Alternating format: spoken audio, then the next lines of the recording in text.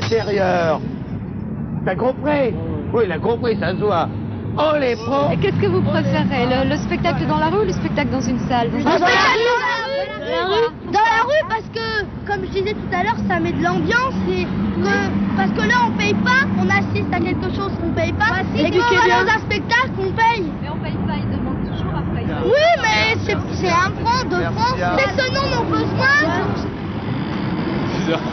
C'est pas avec eux que tu vas faire fortune. Ce qu'il y a de génial, Riquet, c'est que pendant tout le reportage, tu te marrais, tu étais ravi. Très bon public pour toi-même. Hein? Je suis toujours heureux, moi, je suis toujours heureux, c'est vrai.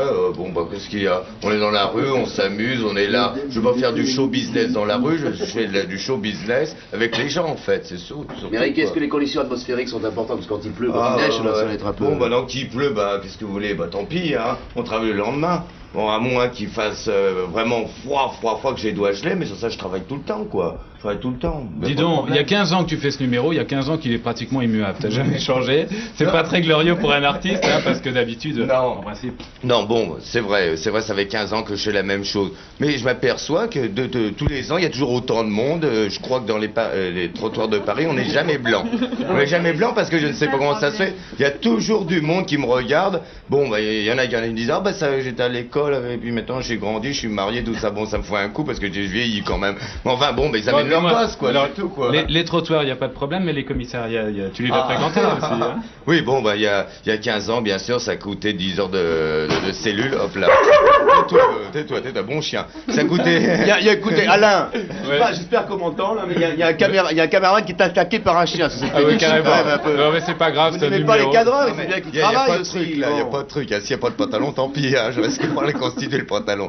Non, bon, ça se passait au commissariat de police. Bon, bah, c'était à l'amiable, quoi. Bon, il y avait les filles qui faisaient un peu le trottoir, ce que je voulais dire. Et puis, enfin, il y avait les clochards, il y avait un peu de truc. Bon, bah, je faisais mon numéro. Puis alors, en définitive, je me demandais toujours si c'était les gars, enfin, si j'étais vraiment en cabane ou c'était les agents. Parce qu'ils étaient tous pendus au grillage en train de regarder mon spectacle, là. Alors, je ne savais plus exactement si c'était moi ou c'était eux. Alors, aujourd'hui, tu continues à les faire rire? Oui, je continue à faire rire. Bon, maintenant, ça va, c'est un peu élastique, le trottoir. Bon, maintenant, la police nous laisse un peu trop. Bon, oui, enfin, de temps en temps, quoi. De temps en temps, on a des petits problèmes, mais enfin, dans l'ensemble, ça va, quoi. Ouais. Moi, c'est même bien, quoi, enfin. Mais dites-nous, au moment où on parle d'animation de rue, est-ce que vous avez vraiment la possibilité de vous évader un peu partout, à Paris, comme à Lyon, à Bordeaux, enfin, n'importe où? Oui. Ouais, j'étais un peu partout, quoi. J'ai fait les Jeux Olympiques de Montréal, toujours en faisant la manche, quoi. Bon, j'ai dit, bon, tiens, il y en a à Montréal, pourquoi pas. Bon, j'ai fait les anneaux, les Jeux Olympiques, bravo. Bon, puis en plus, après, j'étais au Canada, j'étais à Cuba. Vedette internationale du trottoir. On va rejoindre, parce que je sais que dans la rue il se passe beaucoup de choses, et notamment on peut voir déjà que les échasses sont dans la rue.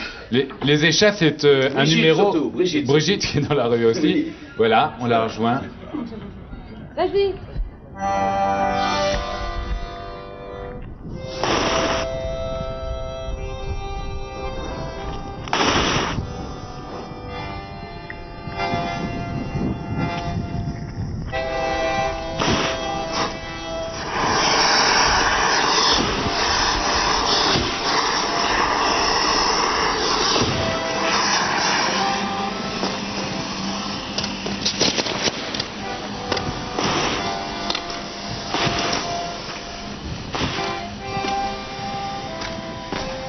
Ce que je veux dire. Bon, Christian, je crois qu'on doit la vérité à tous ceux qui nous regardent. Oui. Nous n'avons pas pu faire ce que nous voulions. Voilà, tu devais faire tout un numéro. Tu devais faire tout un numéro sur des échasses. Oui. Les échasses ont cédé malencontreusement au moment de le faire. Voilà, tu devais faire un numéro de jonglage en crachant le feu sur tes échasses. Ouais. Et puis tu n'as pas pu parce qu'on est dans des conditions difficiles, il y a beaucoup de vent et que ça n'a pas réussi. Ça, ce sont les aléas du direct. Alors, c'est dommage parce que ça montrait un peu la partie du spectacle que tu fais. Je sais pas si tu es... De toute façon, c'est pas vraiment le spectacle comme ce que je faisais tout à l'heure sur le fil. C'est un exemple de travail comme une répétition. Quand on fait du spectacle, on est maquillé, on a des costumes adéquats, etc. Quoi, faut pas. Je ne sais pas si tout à l'heure tu as entendu la conversation, mais certains disaient qu'on choisissait la rue par idéal, et puis d'autres disaient que c'était pas par idéal, mais c'est simplement pour des conditions matérielles, parce qu'on gagnait assez facilement de l'argent. Et je crois que toi, c'est plus par idéal. Tu es parti d'une expérience solitaire de comédien, et puis tout d'un coup tu as découvert la rue, ça a entraîné toute une vision du spectacle, et tu as formé un groupe. Alors qu'est-ce que c'est ce groupe? C'est le Puy aux images, comme on l'a dit tout à l'heure. C'est 5 personnes, dont Riquet qu'on a pu voir, et 3 autres qui sont en ce moment à Nice, Christine, Francis et Thierry, et qui travaillent avec moi dans un spectacle monté par Jean-Louis Tamin qui s'appelle L'Étourdi pour le Nouveau Théâtre de Nice. Alors L'Étourdi de Molière. De Molière, voilà. Alors mais dis-moi, comment est-ce que vous faites? Tu as pris une pièce classique? Enfin là j'ai rien pris. Hein. Là, Jean-Louis Tamin nous a demandé de participer à ce spectacle pour notre part. Nous montons également tous les ans à peu près un spectacle, et on a beaucoup travaillé avec Molière, et grâce à Molière heureusement, avec Le Médecin Volant par exemple, où on prend le canevas écrit par Molière sans le changer, en ajoutant quelques petites choses à nous, mais on essaie de faire en sorte que les comédiens, les acteurs soient aussi les acrobates, les funambules, et qu'ils se comportent dans la comédie de cette façon-là, c'est-à-dire avec l'acrobatie, avec Et ça, vous l'interprétez dans la rue? Dans la rue, oui, bien sûr, sur les places. Enfin, ce spectacle, on l'a joué dans le Marais, dans le quartier du Marais, sur des places. Alors Christian, c'est vraiment un choix, la rue. Et quelle est la différence, par exemple, quand on joue une pièce comme L'Étourdi, quand tu fais découvrir une pièce comme ça avec de nouveaux éléments, quelle est la différence à la jouer dans un théâtre fermé ou dans la rue pour toi? Qu'est-ce que ça t'apporte de plus, la rue? C'est tout à fait différent. Parce que le public de la rue, c'est pas un public qui vient vers le spectacle, qui vient vers le théâtre. C'est un public qu'on rencontre et qui est surpris, qui vous trouve en train de faire quelque chose, et qu'il faut retenir aussi, parce qu'en général il est occupé, il circule d'abord. Le public dans la rue, c'est la fonction première de la rue. Il y a un meilleur contact, et est-ce que ça apporte quelque chose aux comédiens? Je crois, oui, parce que après des mois et des années passées à travailler dans la rue, à confronter à des difficultés comme celle de ce soir, avec le vent, avec le bruit, avec tout un environnement qui n'est pas toujours favorable, c'est évident quand on a l'occasion de jouer, ce qui nous arrive assez souvent quand même dans salle, on a beaucoup de liberté d'expression, disons. François, on va rejoindre François Vertemer. Tu le connais bien, François Vertemer. Et vous avez une vision peut-être un peu semblable du spectacle. Mais toi, François, tu nous as dit tout à l'heure, tu n'es pas vraiment parti de la rue, mais c'est peut-être l'exemple de tous les baladins que tu connais, tes amis, qui t'a donné envie de créer autre chose. C'était l'Opéra Volant. Oui, alors l'Opéra Volant, c'est une troupe en fait, mais une troupe mouvante. C'est-à-dire qu'on n'a pas les moyens de se payer une troupe fixe. C'est-à-dire qu'on peut pas être à demeure pour travailler, malheureusement. Alors c'est une troupe qui se réunit à l'occasion de spectacles qui ont lieu de temps en temps. Alors je pense qu'on va revenir à Paris au printemps, on va peut-être tourner un petit peu, etc. Et en fait, le souhait de cette troupe, c'est de réunir un tas de gens. Alors j'espère que la prochaine fois, le Puy aux images et Christian Taguet seront là, par exemple. Éphémère, qu'on fait la pyrotechnie, seront là aussi. Et on va essayer de travailler des choses ensemble et d'avoir une collaboration. Mais quelle est la différence? Parce que toi, on te connaît surtout comme un chanteur, j'allais dire, de variété, de show business. Alors, qu'est-ce que tu veux changer? Qu'est-ce que tu voudrais apporter en plus?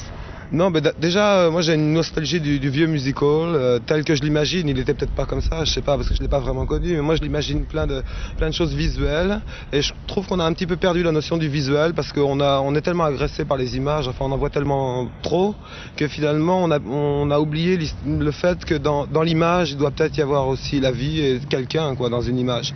Alors moi, les numéros visuels, ça me plaît pour ça, donc c'est pour ça que j'essaie de rendre complètement visuel le spectacle que je fais. En plus, je crois que tout le monde pense plus ou moins ça. Il y a des gens qui ont un peu plus la flemme. Enfin, on entend beaucoup d'artistes parler de spectacle total, de show, de choses comme ça. Et je crois que ça commence par le respect des gens qui travaillent l'image en direct avec le public, et donc de faire un spectacle avec eux. D'autant plus que la chanson se marie parfaitement et la musique parfaitement avec ça. Enfin, c'est la même histoire. Alors, il y a une chose aussi qui me frappe beaucoup, c'est que finalement, vous travaillez tous beaucoup en groupe. Et pas solitaire, il n'y avait pas de recherche vraiment solitaire, c'est tout en groupe. Il y a toujours une recherche solitaire, mais on est obligé de travailler en groupe, puisqu'on essaye, ce qui nous plaît, c'est de faire des fêtes, c'est-à-dire de communiquer. Alors si déjà on n'est pas capable de communiquer entre nous, on ne peut pas espérer pouvoir communiquer avec le public. Alors on commence à communiquer entre nous, donc on est des petits groupes. Ouais. Puis alors il y a une autre chose qui donne un esprit de fête, c'est l'animation qu'on a vue tout à l'heure, de feux d'artifice. Et ça, c'est le groupe Éphémère qui s'en est chargé, Patrice. Alors Éphémère, qu'est-ce que que c'est? Éphémère, c'est un groupe d'artificiers et on est un peu sur une recherche de l'autrement, c'est-à-dire comment utiliser différemment les feux d'artifice. Oui, parce que j'allais te demander quelle est la différence entre le feu d'artifice qu'on voit le 14 juillet et puis votre recherche à vous?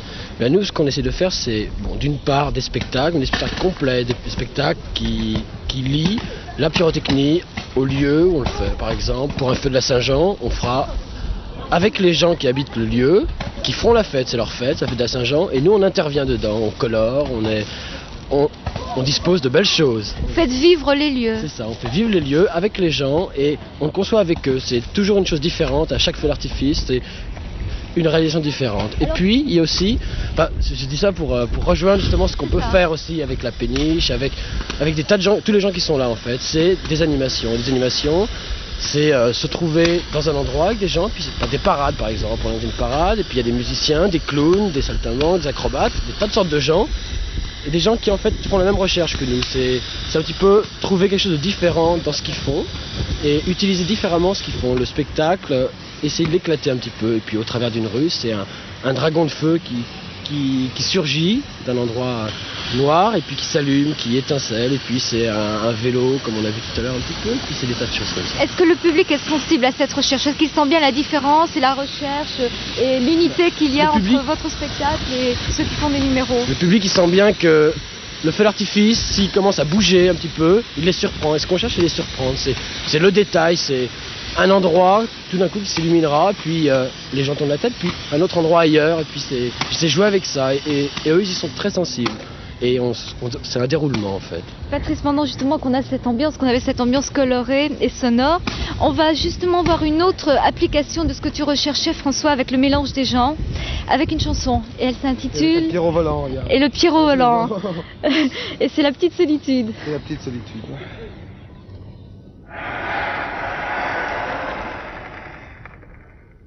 Moi aussi, je voudrais parler de solitude, la princesse des fous, l'amie des habitudes, reine esclave qui aime de javissant toujours, à qui jamais personne ne fait l'amour.